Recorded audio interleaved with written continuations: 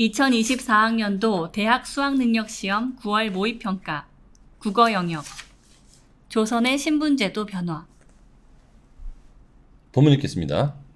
가 조선 왕조의 기본 법전인 경국대전에 규정된 신분제는 신분을 양인과 천인으로 나눈 양천제이다. 자, 양인 더하기 천인. 기본적인 규정된 신분제는 양천제. 양인은 과거에 응시할 수 있었지만 납세와 군역 등의 의무를 져야 했다. 천인은 개인이나 국가에 소속되어 천역을 담당했다. 관료 집단을 뜻하던 양반이 16세기 이후 세습적으로 군역 면제 등의 차별적 특혜를 받는 신분으로 굳어짐에 따라 양인은 사회적으로 양반, 중인, 상민으로 분화되었다. 사회적으로는 양반, 중인, 상민. 원래는 양인과 천인이었는데 양인이 양반, 중인, 상민으로 구분되었는데 이거는 사회적으로, 법적인 건 아니고 법적으로는 양인과 천인. 이러한 법적 사회적 신분제는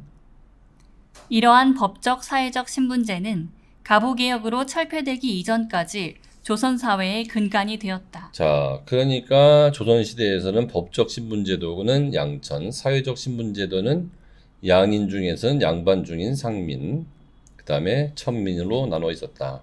조선 후기에 접어들어 농업 생산력의 증대와 상공업의 발달로 같은 신분 안에서도 분화가 확대되었고 이에 따라 신분제의 변화가 일어났다. 경제적 요인이 신분적 요인을 바꾸기 시작을 한 거죠. 천인의 대다수를 구성했던 노비는 속량과 도망 등의 방식으로 신분적 억압에서 점차 벗어났다. 속량과 도망으로 천인을 면천했고 영조연간에 편찬된 법전인 속대전에서는 노비가 속량할 수 있는 값을 백량으로 정하는 규정을 둠으로써 속량을 제도화했다. 그러니까 노비가 백량만 내면 노비가 아니다. 돈으로 면천할 수 있었다. 이는 국가의 재정 운영상 노비제의 유지보다 그들을 양인 납세자로 전환하는 것이 유리했기 때문이었다. 그들이 양인이 되면 뭘 한다? 납세를 한다. 그러니까 돈도 받고 양인이 돼서 세금도 받겠다는 것 때문에 양인을 많이 만들었다. 몰락한 양반들은 노비의 유지가 어려워졌기 때문에 몸값을 받고 속량해 주는 길을 선택했다. 노비가 있으면 먹여 살려야 되는데 차라리 몸값을 받고 풀어주면 노비 몸값도 안 들고 자기는 돈 받고 좋다 이거죠. 18세기 이후 경제적으로 성장한 상민층에서는 유학직역을 얻고자 하는 현상이 일어났다. 18세기 이후 경제적으로 성장한 상민층, 뭐에 의해 상민이 됐냐면 농업 생산력과 상공업의 발달로 돈을 벌기 시작했는데 유학직역이라는 얘기가 나왔습니다. 이게 좀 처음 나오는 거니까 밑줄 치고 유학은 벼슬을 하지 않는 유생을 지칭했으나 이 시기에는 관료로 진출하지 못한 이들을 가리키는 직역 명칭으로 굳어졌다. 관료로 진출하지 못하는 이들을 가리키는 직역 명칭 밑으로 내려가 보면 신분에 따라 정해진 의무, 그러니까 신분마다 정해진 의무가 있었다는 거죠. 그 중에 유학이 있었다. 유학 직역 획득은 호적상 유학은 군역 면제라는 특권이 있어서 상민층이 원하는 직역이었다. 상민은 군역을 부담해야 되는데 유학은 군역을 부담하지 않아서 상민층이 원했다. 유학 직역의 획득은 제도적으로 양반이 되는 것을 의미하였으나 그것이 곧 온전한 양반으로 인정받는 것을 의미하는 것은 아니었다. 자, 군역을 받지 않기 때문에 제도적으로는 유학이 되면 양반이 된다. 그런데 온전한 양반은 아니다. 사회적으로 인정은 못하겠다. 제도적으로 인정하는데 사회적으로 인정하지 못하겠다. 당시 양반 집단의 일원으로 인정받기 위해서는 유교적 의례의 준행, 문중과 족보의 편입 등 다양한 조건이 필요했다. 그러니까 제도적으로는 양반이 됐지만 그래도 우리가 전체적으로 너도 양반이라고 하기 위해서는 유교적 의례를 잘 따라야 된다. 준행은 잘 따르는 거니까. 문중에도 들어가야 되고 어느 문중, 족보에도 편입이 돼야 진짜 사회적 양반이죠. 사회적 양반. 유학은 제도적 양반. 약간의 차이가 있었다. 이에 따라 일부 상민층은 유학 직역을 발판으로 양반 문화를 모방하면서 양반으로 인정받고자 했다. 일단 유학 직역을 획득하고 두 번째 양반 문화 이게 뭐예요? 요거죠.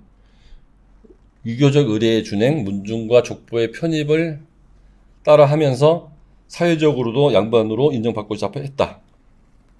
조선 후기에는 신분 상승 현상이 일어나면서 양반의 하한선과 비양반층의 상한선이 근접하는 모습이 나타났다. 양반 중에서 제일 아랫부분, 그러니까 1등급 제일 꼴찌와 2등급 제일 위, 요게 이제 비슷해졌다는 거죠. 옛날엔 차이가 많았는데 이제 비슷해졌다. 양반들이 비양반층의 진입을 막는 힘은 여전히 작동하고 있었지만 그게 뭐죠? 요거죠. 요런 것들.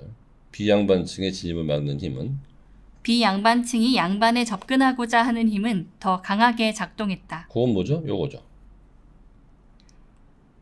유학의 증가는 이러한 현상의 단면을 보여준다. 자, 여기까지는 조선시대 후기에 그 일반인이 면천을 하거나 아니 천민이 면천을 하거나 상인이 양반이 되는 그런 모습을 보여줬고요.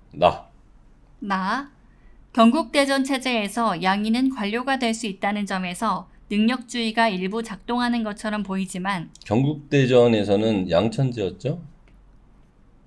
양과 천, 요게 법적으로, 사회적으로는 양반, 중인, 상인, 상민 이렇게 돼 있었는데 원래 이 양은 관료가 될 수 있었지만 실제로는 양반 이외의 신분에서는 관료가 되기 어려웠다. 얘네만 관료가 됐었다. 이러한 상황에서 17세기의 유형원은 반개수록을 통해 19세기의 정약용은 경세유표 등을 통해 각각 도덕적 능력주의에 기초한 일련의 개혁론을 제시했다. 자, 여기 핵심이겠네요. 도덕적 능력주의에 기초한 일련의 개혁론. 뭘 바꾸겠냐? 근데 도덕적 능력주의. 도덕이 능력이다. 이걸로 뭘 바꾼다. 유형원의 기본적인 생각은 국가 공동체를 성리학적 가치와 규범을 따라 운영하고 구성원도 도덕적으로 만드는 도덕국가의 건설이었다. 도덕국가. 신분 세습을 비판한 그는 자, 신분 세습 비판. 신분은 세습 때 만든다. 현명한 인재라도 노비로 태어나면 노비로 살아야 하는 것이 천하의 도리에 어긋난다고 보고 노비제 폐지를 주장했다. 노비제 폐지. 그러니까 양천제에서 천이 없어지니까 양만 남네요. 천은 없어졌다. 아울러 비도덕적 직업이라고 생각한 광대와 같은 직업군을 철폐하고 광대는 아예 직업을 없애자. 산농공상의 3인으로 편성하고자 했다. 산농공상의 3인. 그는 과거제 대신 공거제를 통해 도덕적 능력이 뛰어난 자를 추천으로 선발하여 과거제는 뭐죠? 이게 시험이죠. 공거제는 뭐예요? 공거제는 추천이에요. 추천으로 일단 선발해서 여러 단계의 교육을 한 후 선발 다음에 교육. 최소한의 학식을 확인하여 관료로 임명해야 한다고 제안했다. 그러니까 추천, 교육, 임명. 요 순서죠. 그전에는 시험, 임명이었는데 이것보다는 이게 좋겠다라고 얘기한 게 이제 유형원이죠. 도덕을 기준으로 관료를 선발하고 지방에도 관료 선발 인원을 적절히 분배하면 향촌 사회의 풍속도 도덕적으로 이끌 수 있다고 본 것이다. 도덕을 기준으로 했고 지방에서도 지역균형 선발, 지방에서도 관료 선발 인원을 분배하면 시골에서도 도덕적으로 사람들이 되려고 노력을 할 것이다 라고 본 거죠. 정약용은 신분제가 동요하는 상황에서 3인이 뒤섞여 사는 것이 교화에 도움이 되지 않는다고 보고 산업공상별로 구분하여 거주하는 것을 포함한 행정구역 개편을 구상했다. 산농공상은 따로 살자. 같이 사는 건 좋지 않다. 그러니까 유형원보다는 약간 더 보수적이네요. 이해 맞죠? 이에 맞춰 사집단을 재편하고자 했다. 야, 사집단. 산업공상 중에서 뭘 개편해? 사. 도덕적 능력의 여부에 따라. 도덕적 능력의 여부에 따라 추천으로 예비 관료인 선사를 선발하고 추천은 그대로네요. 그 추천한 관리를 선사. 미리 뽑은 사라는 뜻이겠네요. 일정한 교육을 한 후 여러 단계의 시험을 거쳐 관료를 선발할 것을 제안했다. 추천, 교육, 시험, 관료. 1, 2, 3, 4. 사거주지에서 사거주지에서 더 많은 선사를 선발하도록 했지만 일단 사거주지에서 더 많은 선사를 뽑긴 했지만 농민과 상공인에서도 선발 인원을 배정. 그러니까 유형원은 지역 배정했는데 여기는 이제 계층 직업 배정이네. 직업 배정. 이런 직업에서도 그 사를 배정하는데 다만 노비 이후에 노비는 된다 안 된다? 안 된다. 노비제에 대해서는 노비제에 대해서는 사를 뒷받침하기 위해 유지되어야 한다고 주장했다. 이게 유형원하고 차이네요. 유형원은 노비제도를 없애자고 그랬잖아요. 노비제 폐지를 주장했고 정약용은 노비제 유지. 이게 차이가 느껴졌네요. 도덕적 능력주의와 관련하여 도덕적 능력주의와 관련하여 두 사람은 모두 사회 지배층으로서의 사에 주목했다. 둘 다 사를 주목했는데 유형원은 다스리는 자인 사와 다스림을 받는 민의 구분을 분명히 하는 것이 천하의 이치라고 보고 자, 사와 민을 구별하는 것은 천하의 이치고 도덕적 능력이 뛰어난 사람들로 지배층인 사를 구성하고자 했다. 자, 도덕적 능력으로 정약용도 마찬가지죠? 정약용도 양반의 세습을 비판하며 도덕적 능력에 따라 사회 지배층을 재편하는 데 입장을 같이 했다. 왜냐하면 정약용도 여기서 뭐라고 나왔냐면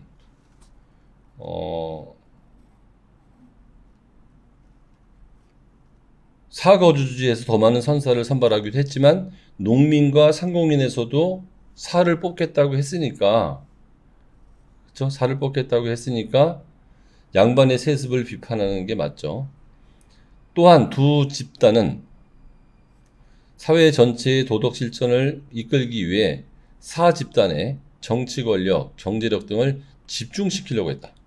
그러니까 사 집단에 집중시켜서 결과적으로 지배 계급 농어촌 농민이나 상공민 중에서도 지배 계층이 나올 수는 있지만 일단 사가 돼야만 정치 권력, 경제력을 갖게 해줬다는 거죠. 그래서 지배층과 피지배층 간의 차등은 엄격히 유지하기로 했다. 그러니까 모든 것을 평등하게 하려고 한 것은 아니다. 내용에서 일부 차이가 있었지만 두 사람은 사회 지배층의 재구성, 즉 양반층이 아닌 양반층을 사로 바꾸고 관세습적으로만 모두 양반이 되는 게 아니고 여러 계층에서 이 사로 진출할 수 있게 한 후에 이 사가 정치 권력과 경제력을 가지고 지배를 하고 피지배층은 피지배를 받는 게 좋다고 생각했고 그걸 도덕국가 체제라고 얘기했다. 이 사가 되기 위해서는 도덕적이어야 되니까. 그래서 과거 시험보다는 도덕적인 걸 먼저 찾고 사가 구축되고 그 중에서 관료를 뽑아야 된다. 12번. 가를 읽고 이해한 내용으로 적절하지 않은 것은 1. 속대전의 규정을 적용받아 속량된 사람들은 납세의 의무를 지게 되었다. 나라에서 그 천민을 없애는 이유 중에 하나가 세금을 걷기 위해서였다. 맞죠? 2. 경국대전 반포 이후 갑오개혁까지 조선의 법적 신분제에는 두 개의 신분이 존재했다. 자, 법적 신분제에는 뭐가 존재했죠? 양과 천. 3번. 3. 조선 후기 양반 중에는 노비를 양인 신분으로 풀어주고 금전적 이익을 얻는 이들이 있었다. 뭐 나라 입장에서도 그랬고 그 노비를 유지하기 힘든 양반도 그랬고 이득을 얻는 사람이 있었다. 맞고. 4. 조선 후기 유학의 증가 현상은 경국대전의 신분체계가 작동하지 않는 현상을 보여주는 것이었다. 신분체계가 작동하지 않는 게 아니고 상인이 양반이 되는 거로 계층 이동이 있는 거지. 신분체계는 그대로 작동하는 거죠. 존재한다. 5. 조선 후기에 상민이 유학의 직역을 얻었을 때 양반의 특권을 일부 가지게 되지만 온전한 양반으로 인정받지는 못했다. 제도적으로는 양반이었지만 사회적으로는 양반의 대접을 못 받는 경우도 있었다. 자, 맞는 얘기고. 13번. 13번. 일련의 개혁론에 대한 이해로 적절하지 않은 것은? 자, 적절하지 않은 거 고르는 겁니다. 1. 유형원은 자신이 구상한 공동체의 성격에 적합하지 않은 특정 직업군을 없애는 방안을 구상했다. 뭐였죠? 광대가 있었죠? 광대는 아니다. 2. 유형원은 지방사회의 도덕적 기풍을 진작하기 위해 관료 선발 인원을 지방에도 할당하는 방안을 구상했다. 제가 뭐라고 그랬죠? 이거를 지역균형이라고 그랬죠. 3. 정약용은 지배층인 사 집단이 주도권을 가지고 사회를 운영하는 방안을 구상했다. 사집단, 이거 맞죠? 4번. 정약용은 직업별로 거주지를 달리하는 것을 포함한 행정구역 개편 방안을 구상했다. 사는 공상 따로 살아야 된다고 그랬죠. 5번. 5.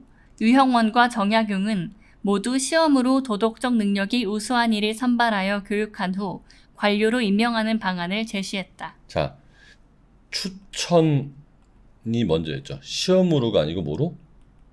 추천으로. 답은 5번. 14번. 14번. 기역에서 디귿에 대한 설명으로 가장 적절한 것은? 1. 기역은 경제적 영향으로 신분 상승 현상이 나타나는 상황에서 신분적 정체성을 지키려는 양반층의 노력이고, 니은은 이러한 양반층의 노력을 뒷받침하기 위한 정책적 방안이다. 기역은 뭐냐면 유교적 의례, 족보 있다는 거였죠. 기역. 니은은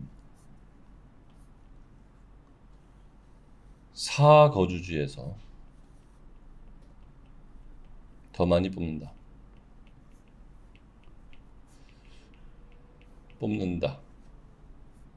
사거주지에서 더 많은 선사를 선발. 그러니까 사거주지에 더 많은 선사를 선발했다니까 다른 지역에서도 선발했다. 다른 지역도 선발했다. 또 선발. 이렇게 되는 거잖아요. 그러니까 1번은 기역은 경제적 영향으로 신분 상승이 나타나는 상황에서, 그러니까 돈만 주면은 유학은 했는데 유학 플러스 유교적 의례와 족보까지 있어야 양반이 된다고 양반 사회에서 그들을 배척하니까 신분적 정체성을 지키려는 양반층의 노력, 이 기존 양반층이 이거를 배척하려는 노력이고, 니은은 이러한 양반층의 노력을 뒷받치기 위한 정책적 방안이다. 아니죠. 여기서는 사거주지에서 더 많이 뽑기는 했지만 이 사가 꼭 양반이 아닌 경우에서도 가능했잖아요. 그렇죠? 정약용은 신분제가 동요하는 상황에서 사민이 뒤섞여 사는 것에 교화에 도움이 되지 않는다고 보고 산업공상별로 구분하여 거주하는 것을 포함한 행정구역 개편을 구상했고 사집단을 재편했다는 거죠. 그래서 도덕적 능력의 여부에 따라 추천으로, 그러니까 쉽게 말하면 노비 이외에서 사가 다 들어올 수 있었기 때문에 노비 이외에서 양반층을 옹호하겠다는 생각은 아니었다는 얘기죠. 2번. 2. 기역은 호적상 유학 직역이 증가하는 상황에서 양반 집단이 기득권을 지키기 위한 자율적 노력이고, 요거는 1번하고 똑같은 표현이에요. 말만 좀 바꾼 거죠. 니은은 기존의 양반들이 가진 기득권을 제도적으로 강화하기 위한 방안이다. 그러니까 1번하고 2번은 똑같은 얘기를 2번 쓴 거예요.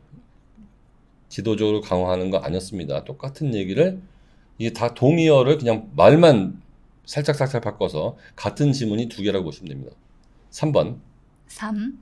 기역은 상민층이 유학 직역을 얻는 것이 확대되는 상황에서 양반으로 인정받는 것을 억제하는 장치이고 맞고요.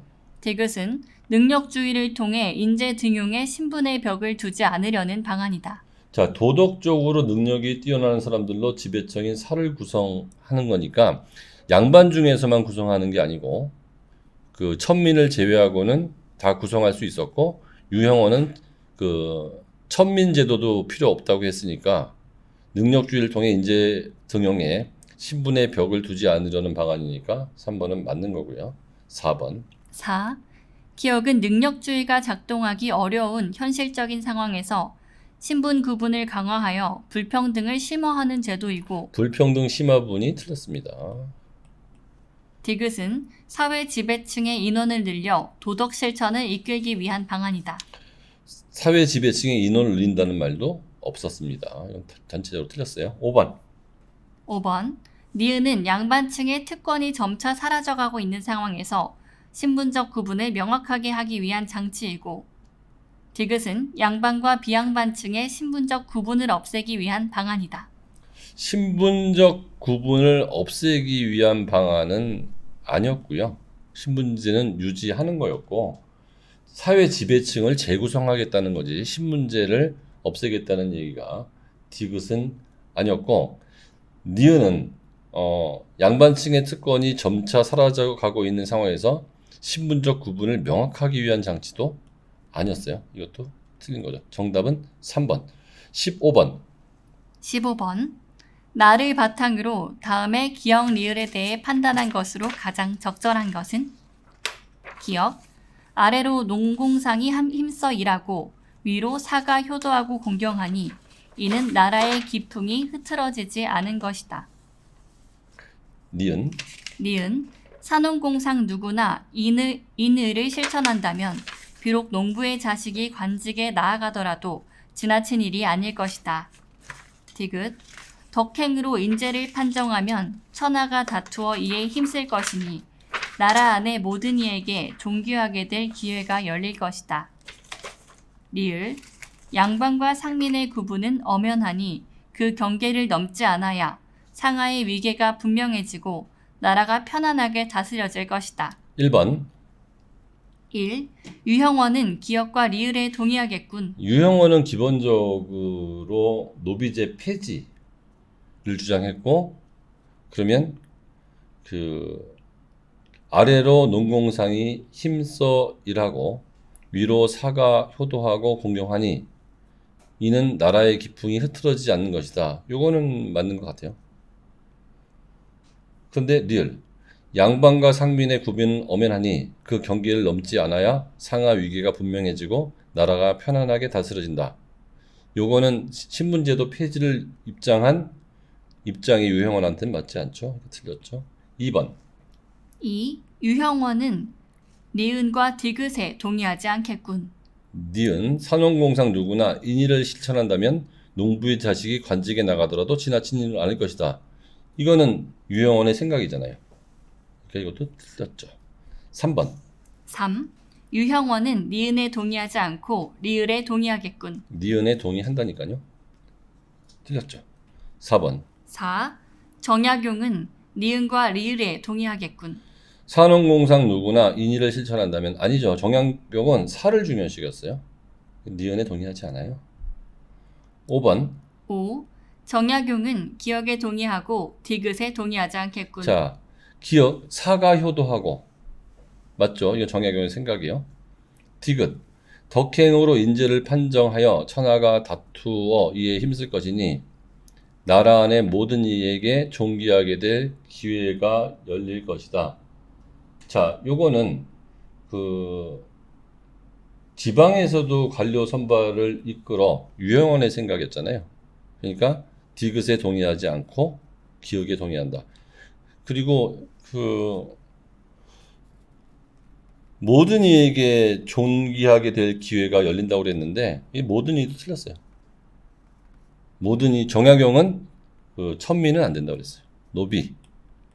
노비는 안 된다. 노비는 필요하다. 그러니까 모든 이도 디귿에서 요 모든 이도 틀렸습니다. 디귿은 동의하지 않고 기귿에 동의하고 요게 맞는 얘기죠. 거의 뭐 본문 일치 문제뿐입니다. 거기다가 이제 문제 좀 어렵게 낸다고 유토피아를 집어넣는데도 불구하고 비교 대상이 너무 비교하기가 편해서 여기서 틀릴 것 같지도 않아요. 보통 이 정도 나오면 애들이 그냥 멘붕이 터져야 되는데 문제를 하여튼 그 평이하게 낸다고 했는데 진짜 평이하게 낸 것 같아요. 그 이미연 선생님이 문법하고 문학을 분석을 내일 할 건데 문학 좀 어렵게 나왔다 하더라고요. 그래서 역시 이제 비문학은 제 예상대로 좀 쉽게 나오고 문학하고 문법이 어렵게 나오는데 요번에 9월 모의고사 결과를 아이들이 어떻게 봤나를 보고 수능 때도 꼭 이렇게 나온다는 보장은 없는 것 같아요. 하여튼 수능 특강하고 수능 완성에서 거의 똑같이 세 개 다 연계가 됐고 특히 조선의 신분제도 같은 경우는 뭐 완전 연계였던 것 같아요. 앞에 그 디지털 자산이나 아니면 그 수정 진도자 저울 같은 경우는 뭐 일부 연계였는데 이 조선의 신문제는 완전 연계여서 지금부터 수능 볼 때까지 수특 수안에 있는 모든 지문을 한 2번 정도는 꼭 풀어보고 수능을 갔으면 좋겠습니다. 16번. 16번. 가 나를 바탕으로 보기에 대해 보인 반응으로 적절하지 않은 것은? 보기. 16세기 초 영국의 토머스 모어는 유토피아라는 가상국가를 통해 당대 사회를 비판했다. 그가 제시한 유토피아에서는 현실 국가와 달리 모두가 일을 하고 사치에 필요한 일은 하지 않기 때문에 하루 6시간만 일해도 경제적으로 풍요롭다. 하지만 이곳에서도 노동을 면제받는 학자 계급이 존재한다. 학자 계급, 사내 사. 성직자 관료 등의 권력층은 이 학자 계급에서만 나오도록 하였는데 학자 계급은 의무가 면제되는 대신 연구와 공공의 일에 전념한다. 학자 계급은 능력 있는 일을 성직자가 추천하고 대표들이 승인하는 절차를 거쳐야 될 수 있다. 승인. 그러나 학자 계급도 성과가 부족하면 노동 계급으로 환원될 수 있고 세습이 안 된다는 얘기네요. 노동 계급도 공부에 진전이 있으면 학자 계급으로 승격될 수 있다. 신분의 이동이 가능하다. 1번. 1. 유토피아에서 연구와 공공의 일에 전념하는 사람들은 선발의 과정을 거친다는 점에서 가의 유학보다 나의 선사에 가깝군. 자, 선사에 가깝다. 맞죠? 추천이니까. 2. 유토피아에서 관료는 노동을 면제받지만 그 특권이 세습되지 않는다는 점에서 가에서 차별적 특혜를 받던 16세기 이후의 양반과는 다르군. 그렇죠. 양반은 세습이었으니까. 3번. 3. 유토피아에서 학자 계급에서만 권력층이 나오도록 한 것은 나에서 우월한 집단인 사집단에 정치 권력을 집중시키고자 한 유형원, 정약용의 생각과 유사하군. 학자 계급과 사는 비슷한 개념이네요. 4번. 유토피아에서 노동 계급이 학자 계급으로 승격되는 것은 학업 능력을 기준으로 추천받는다는 점에서 가의 상민 출신인 유학이 양반으로 인정받는 것과는 다르군. 유학이 양반으로 인정받는 거는 요거는 경제적인 거였죠. 도덕적 능력이 아니고 경제적인 거였기 때문에 다르니까 맞는 거죠. 5번. 유토피아에서 노동 계급과 학자 계급 간의 이동이 가능한 것은 계급 간 차등이 없음을 전제하므로 나에서 차등을 엄격하게 유지하고자 한 유형원, 정약용의 구상과는 다르군. 유형원은 그 신분 세습을 비판했죠. 뿐만 아니라 유형원을 보면 신분 세습도 비판했고 그다음에 노비제 폐지 뭐 이런 것들도 얘기했기 때문에 유형원은 차등을 엄격하게 유지하고자 하는 유형원은 맞지가 않습니다. 정답은 5번이에요. 자, 됐고 17번. 17번. A와 문맥상 의미가 가장 가까운 것은? 자, 굳어졌다. 자, 여기서 A가 이 시기에는 관료로 진출하지 못한 이들을 가리키는 직역 명칭으로 굳어졌다. 관용이 우리의 가운으로 확고하게 굳어졌다. 맞는 거죠? 나머지는 이건 땅이 굳어지는 거고, 포기하지 않겠다는 결심이 어머니의 격리로 굳어졌다. 이것도 아니고, 길에서 버스를 기다리는 사람이 몸이 추워로 이게 딱딱해졌다. 얼어붙었다. 이 아니고, 갑작스러운 소식에 나도 모르게 얼굴이 딱딱하게 경직됐다. 아니고 1번이 되겠죠. 관용이 우리 집 가온으로 확고하게 자리 잡았다. 라고 보니까 여기서 굳어졌다는 1번입니다. 전반적으로 평이했던 9월 모의고사였고, 수능 때 이런 식으로 나오면 국어는 별로 어려운 과목이 아닌 변별력이 떨어지는 과목이 될 것 같고, 특히 비문학은 그 나머지 시간에 우리가 해야 될 거는 수특 수완, 지금부터는 그거만 최대한 반복해서 이번에 세 문제가 전부 다 50% 연계율이 아니고 거의 100% 비문학에서 연계율로 떴으니까 그 나머지 시간 동안에 수특 수완하고 거기에 연결되는 지문들만 무조건 뱅글뱅글 돌리면 좋을 것 같고요. 그 저하고 같이 수능 때까지 같이 갈 친구들은 회사에 전화 거셔가지고 토요일 날 1시부터 4시까지 가는 의대 가는 비문학반에서 비문학 저하고 돌리고, 그 다음에 국어 A반 일요일 날 6시부터 10시까지 2시간은 비문학, 2시간은 문학하고 문법, 수특 수완 위주로 계속 같이 공부해서 우리 수능 때 요번에 국어 좀 쉽게 나올 거 가능성이 있으니까 그 어떤 일이 있어도 다 만점 받았으면 좋겠고, 지금까지 나왔던 6월 모의고사하고 9월 모의고사 보면 아주 간단하게 말하면 그 3월 달에 발표한 거하고 너무 달라서 뭐 도표, 그래프 뭐 이런 거 다 내겠다고 그랬는데 좀 9월 모의고사에는 도표, 그래프, 그림 하나도 없었어요. 그럼 수능 때는 9월 모의고사를 보고서 9월 모의고사하고 똑같이 내는 게 아니고 이걸 참고해서 내는 거기 때문에 그거 감안해서 공부했으면 좋겠고, 그 일단 6월 모의고사와 9월 모의고사에 나온 거는 수능에 안 나올 가능성이 많으니까 그러면 수특 수완에서 뭐가 남았는지 잘 보시고, 저는 이미 뭐가 나올지 다 찍었거든요. 근데 제가 찍은 거를 그 11월 초에 공개할 거예요. 왜냐면 제가 찍었기 때문에 또 이거 보고서 수특 수완에서 제가 문제를 찍었거든요. 정말 나올 것 같은 거. 근데 그걸 보고서 디지털 경제도 거기 들어가 있긴 했었는데 디지털 경제 빼고 그걸 보고서 이제 수능에 안 낼 수도 있기 때문에 11월 초에 인쇄 다 끝난 후에 제가 그때 유튜브에 공개를 할 거니까, 그때라도 시간 늦지 않았으니까 그때 그거 다 봤으면 좋겠고, 제가 연계 문제는 좀 어렵게 내고 있는데 수능은 어렵게 공부했을 때 얻을 게 많으니까 그것도 11월 초에 전부 공개를 하겠습니다.